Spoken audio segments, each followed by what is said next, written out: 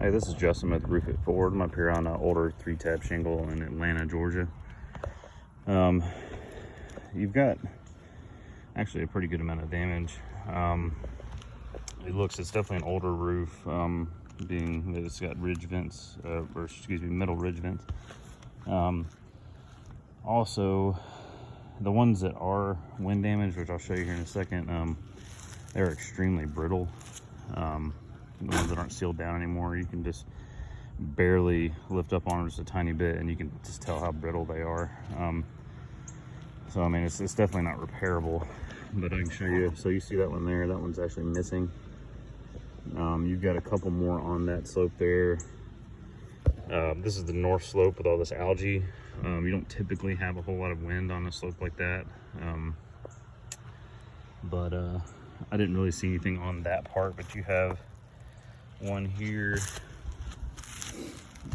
You've also got one there, another one there. You've got one on this slope, another one on this slope, another one on that slope there, and then there's the whole bottom slope that I'm going to look at after this. But just from looking at the top, it's just about the same shape or worse actually. But it's just an example of a windblown shingle here. So you've got this here, you can see it's kind of this jagged line across here. You can see it's not sealed down anymore. These granulars are starting to rain off a little bit. It's kind of that nail is dulled out, which means this is flapping in the storm. Rain's getting up underneath there, that nail's getting wet and dulling out and starting to rust, and you get debris and stuff up underneath there. And eventually, when that flips up enough, that crease will become really, really hard, and it will, because these are brittle, eventually they'll tear off. You can see, like that one there, how it's torn off. It's not just a straight line across there, it's kind of jagged.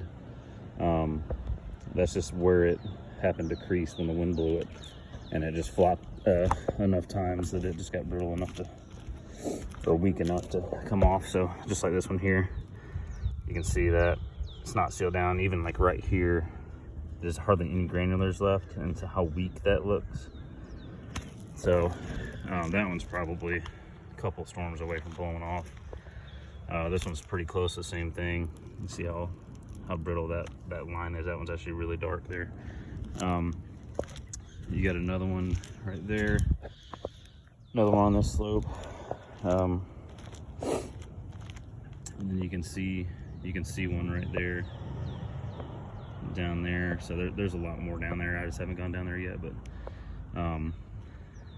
yeah, this here.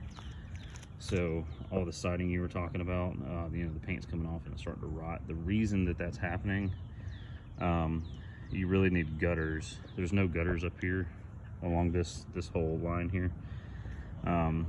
If you had gutters and a downspout that would funnel it down off of there into that gutter, then you wouldn't have that issue. The water wouldn't be spilling over, because all it can do right now is literally come off the edge of this roof here and go and hit that siding.